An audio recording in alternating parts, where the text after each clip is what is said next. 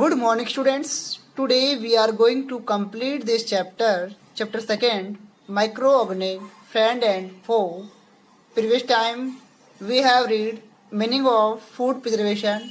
Now we will start common method food preservations. So let us start.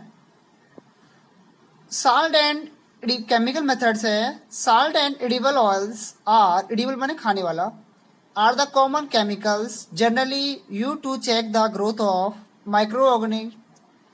Therefore, they are called preservatives. We add salt or acid preservatives to pickles to prevent the attack of microbes. Sodium benzoate and sodium metabisulfate are common preservatives. These are also used in jams and squeezes to check their spoilage. यानी कि हम इन preservative जो है इनका use jams में और स्क्वेसेज में उनकी स्पॉइलेज चेक करने के लिए यूज करते हैं. Preservation of by common salt होता है NaCl जो हमारे साल्ट होता है जो हम यूज में लेते हैं खाने में. Common salt has been use to preserve meat and fish for ages. यानी कि कॉमन साल्ट का यूज है मीट को और फिश के जो इनके मीट हैं इनको सालों तक सही रखने के लिए यूज करते हैं, यानी कि ख़राब ना हो प्रिजर्व रखने के लिए यूज करते हैं. Meat and fish are covered with dry salt to check the growth of bacteria. Salting too is also used to preserve amla, raw mangoes, tamarind, etc. हम इनका भी यूज करते हैं साल्टिंग का आंवला में, रॉ मैंगोज में एंड टैमरिंड में. प्रिजर्वेशन बाय शुगर से प्रिजर्वेशन चीनी से, यानी कि jams, jellies and squashes are preserved by sugar reduce the moisture content which inhibit the growth of bacteria which spoil food. यानी कि ये जो शुगर है वो रिड्यूस करती है मॉइस्चर को, जिससे कि बैक्टीरिया की ग्रोथ रुक जाती है और वो फूड स्पॉइल होने से बच जाता है. Preservation by oil and vinegar होता है सिरका यानी कि एसिटिक एसिड, और एसिटिक एसिड घरों में भी यूज करते हैं हम. हमारे जो खाने के कुछ मटेरियल्स हैं, फास्ट फूड मटेरियल्स है जैसे चाउमीन जो वगैरह है, इसमें हम इसका यूज करते हैं. Use of oil and vinegar prevents spoilage of pickles because bacteria can not live in such an environment. Vegetables, fruits, fish and meat are often preserved by this method. Heat and cold treatments. You must have observed your mother boiling milk before it is stored or used. Boiling kills many microorganisms. Similarly, we keep our food in the refrigerator. Low temperature inhibit the growth of microbes. हमने observe किया कि या तो milk को हम boil करते हैं या फिर उसको हम रेफ्रिजरेटर में रखते हैं जिससे कि उसमें बैक्टीरिया की ग्रोथ ना हो. क्योंकि जब हम बॉईल करते हैं मिल्क को तो बैक्टीरिया डेस्ट्रॉय हो जाते हैं, और जब हम उसको फ्रीज में रखते हैं तो बैक्टीरिया की ग्रोथ उसके टेम्परेचर फ्रीज का लो होता है, तो उस टेम्परेचर पर बैक्टीरिया ग्रोथ नहीं कर पाते हैं. इसलिए उन्हें हमारे मिल्क को हम स्पॉइल होने से बचाने के लिए, ख़राब होने से बचाने के लिए हम ये यूज करते हैं two methods, heat and cold.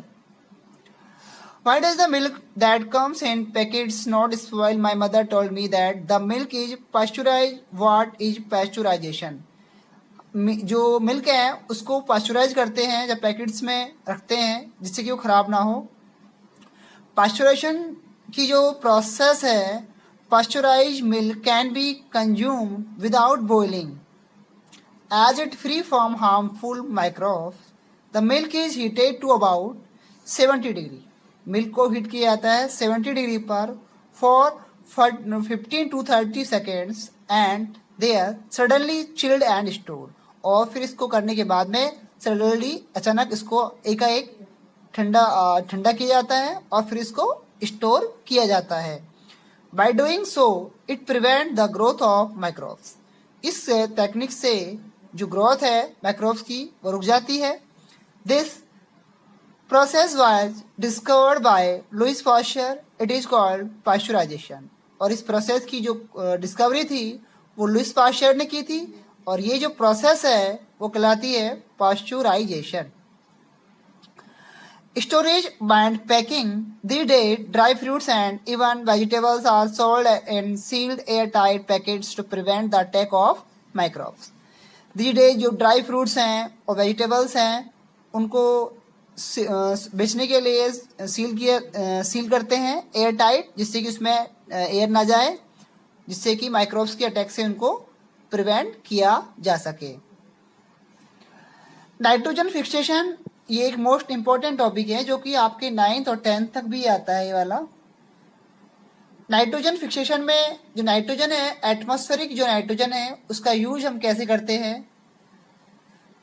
You have learned about the bacteria rhizobium in class 6-7। It is involve in the fixation of nitrogen in leguminous plant pulses. यानी कि जो लेगुमिनस प्लांट है, जो पल्सेज वाले प्लांट हैं, उनकी नोड्यूल्स होती है रूट में, उनमें एक बैक्टीरिया प्रेजेंट होता है राइजोबियम। और राइजोबियम बैक्टीरिया है जो एटमॉस्फेरिक नाइट्रोजन को कंपाउंड्स के फॉर्म में चेंज करता है। और वो कंपाउंड्स जब हम लेते हैं अपने फूड में तो हमारी जो प्रोटीन रिक्वायरमेंट है कंप्लीट होती है। और प्रोटीन्स हमारी बॉडी के लिए इसलिए एसेंशियल होते हैं क्योंकि हमारी जो बॉडी है उसमें अमीनो एसिड्स होते हैं, और हमारी बॉडी अमीनो एसिड से बनी होती है। और जो अमीनो एसिड्स हैं वो प्रोटीन्स से बने होते हैं और प्रोटीन्स नाइट्रोजन से बने होते हैं। ओके, नेक्स्ट है इसी में ही, recall that rhizobium lives in the root nodules of the leguminous plant such as beans and peas, with which it has a symbiotic relationship. Sometimes nitrogen gets fixed through the action of lightning.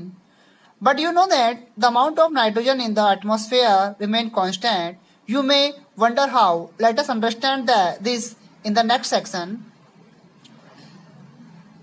Nitrogen cycle है, our atmospheric has 78% nitrogen gas. हमें मालूम है हमारी different जो composition है गैसों का, उसमें मैक्सिमम जो कंपोजिशन है हमारे एटमॉस्फेयर में वो नाइट्रोजन का है 78%, ऑक्सीजन है 21% एंड CO2 कार्बन डाइऑक्साइड है 0.03%, और 0.01% में अदर जो गैसेज हैं वो सभी इंक्लूड होती है। Our atmospheric has 78% nitrogen gas. Nitrogen is one of the essential constituents of all living organisms as part of proteins, chlorophyll, nucleic acids and vitamins. यानी कि सब में होती है, जैसे DNA है, डीऑक्सी राइबो न्यूक्लिक एसिड है, राइबो न्यूक्लिक एसिड है, इनमें नाइट्रोजन प्रेजेंट होती है।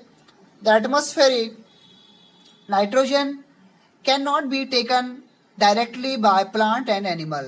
और जो एटमॉस्फेरिक नाइट्रोजन है हम डायरेक्टली यूज नहीं ले सकते, ना तो प्लांट ना एनिमल।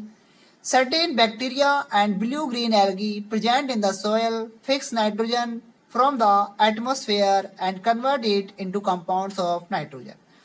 इसलिए जो बैक्टीरिया है जो कि सॉइल में प्रेजेंट होते हैं, कुछ प्लांट की नोडल्स में, जैसे बताया था कि लेग्यूमिनस प्लांट्स में रूट में बैक्टीरिया है राइजोबियम, वो इस नाइट्रोजन को कन्वर्ट करते हैं कंपाउंड्स फॉर्म में, नाइट्रोजन के कंपाउंड फॉर्म में, और वो हमारे लिए यूटिलाइज फिर ये होती है। It can be utilize by plant from the soil through their root system. Nitrogen is then used for the synthesis of plant proteins and other compounds. Animals feeding on plants get these proteins and other nitrogen compounds. When plants and animals die, bacteria and fungi present in the soil convert the nitrogenous waste into nitrogenous compound to be used by plant again. Plant और animal जब die हो जाते हैं, यानी कि वो completely मर जाते हैं, डाई हो जाते हैं, तो बैक्टीरिया और फंजाई जो कि सॉइल में प्रेजेंट होते हैं वो इन्हें नाइट्रोजन के वेस्ट में कन्वर्ट करते हैं, और ये जो वेस्टेज होते हैं वो नाइट्रोजन के कंपाउंड्स के फॉर्म में प्लांट इन्हें यूज पुनः कर लेते हैं। Certain other bacteria convert some part of them to nitrogen gas which goes back into the atmosphere. As a result, the percentage of atmosphere in the atmospheric remains more or less constant. इसलिए वापस वो जो nitrogen है use होने के बाद में atmosphere में चली जाती है और जिससे इसकी जो क्वांटिटी है वो रिमेन सेम रहती है, कांस्टेंट रहती है, एक जैसी रहती है। ये एटमॉस्फेरिक नाइट्रोजन है, लाइटनिंग से compound of nitrogen of the in the soil में जाती है। यहाँ से ये जो नाइट्रोजन फिक्सेशन होता है, जो एटमॉस्फेरिक नाइट्रोजन है, वो बैक्टीरिया जो कि प्रेजेंट होते हैं सॉइल में, नोड्यूल्स में, जो लेग्यूमिनेसी जो प्लांट्स हैं, उसके बाद में बैक्टीरिया टर्न्स करते हैं, इनको बदलते हैं नाइट्रोजन इनटू नाइट्रोजनस कंपाउंड्स में, और ये कंपाउंड्स फिर compounds of the nitrogen in the soil, फिर ये सॉइल में चले जाते हैं। फिर वापस ये बैक्टीरिया इन्हें नाइट्रोजन में कन्वर्ट करके एटमॉस्फेरिक नाइट्रोजन में वापस रिलीज करते हैं। देखिए ये कंपाउंड्स ऑफ नाइट्रोजन है, प्लांट यूज करते हैं, प्लांट्स के बाद में एनिमल्स जो कि प्लांट को खाते हैं वो यूज करते हैं, और फिर ये नाइट्रोजन वेस्ट के फॉर्म में एक्सक्रीशन से और डैश से वापस ये हमारे जो सॉइल में उसमें आ जाते हैं। ये हमारा है नाइट्रोजन साइकिल, जो कि आपके लिए मोस्ट भी है। आपको ये साइकिल अच्छे से पढ़ना है क्योंकि ये आपके एग्जाम के लिए भी मोस्ट है। Okay, thank you. आपके क्वेश्चन आंसर जो कराएंगे वो आपको नोटबुक में करने हैं, जो कि हम आपको सेंड करेंगे। Thank you.